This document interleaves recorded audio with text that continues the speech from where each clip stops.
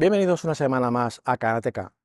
Hoy estoy en el taller de Backspeed en Barcelona, bueno, esperando que abran, porque he decidido hacerle una reprogramación a mi Seat Ateca, concretamente una Stage 1, con la cual vamos a conseguir aumentar la potencia y el par motor. Quédate hasta el final, porque vamos a subir el coche al banco de potencia y vamos a hacer dos lanzadas. Una primera para comprobar la potencia y par motor actuales, y al final, después de la reprogramación, veremos cuál es la potencia y par motor finales.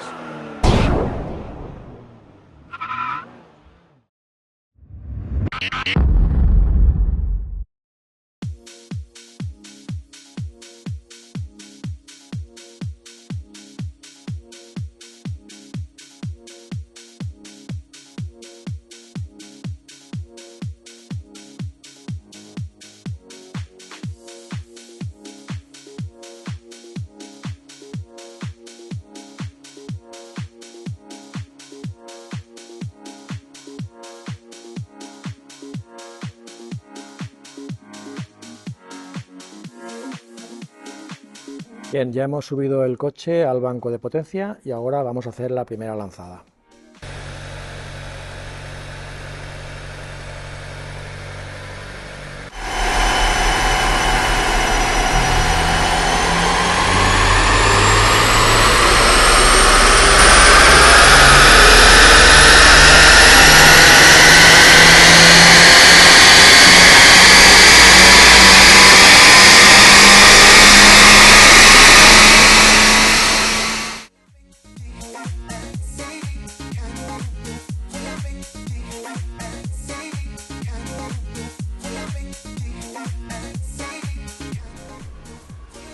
Ahora hacemos la segunda lanzada para ver el incremento de potencia y par finales.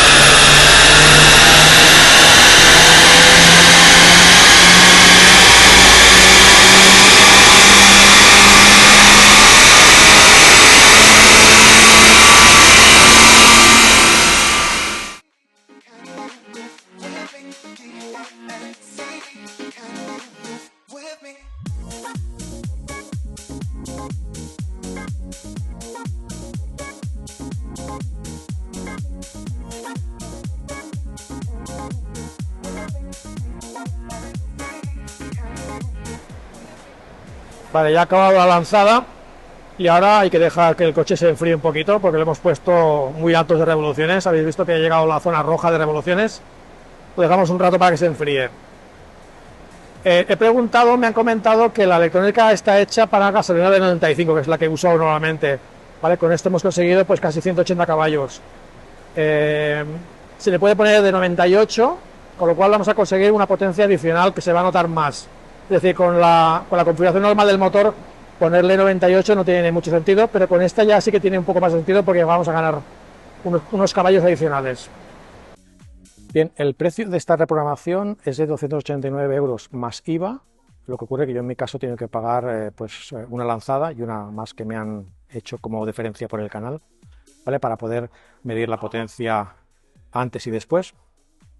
Es cierto que hay algunas promociones durante el año que cuestan la mitad de lo que me ha costado a mí, pero yo he preferido hacerlo más tranquilamente para poder grabar y bueno, pagar la diferencia. Entonces vosotros es una cosa que tenéis que valorar, si queréis hacerlo tranquilamente y hacer una lanzada o esperar a la promoción, donde os va a costar la mitad, pero si queréis hacer una lanzada no vais a poder hacer porque hay tanta gente que no tienen tiempo material para hacer estas lanzadas, ¿de acuerdo? Una cosa que no os he comentado antes, mi coche es un TSI de gasolina, de 1.5 con cambio manual.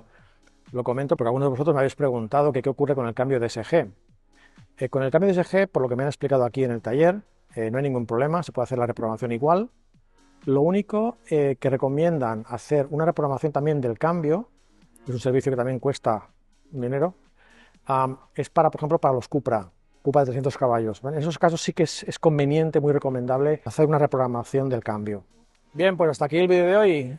Seguramente haré otro vídeo con el coche circulando para probar realmente la mejora que se puede observar en el coche con esta nueva reprogramación, ¿de acuerdo? Pues nada, nos vemos la semana que viene. Adiós.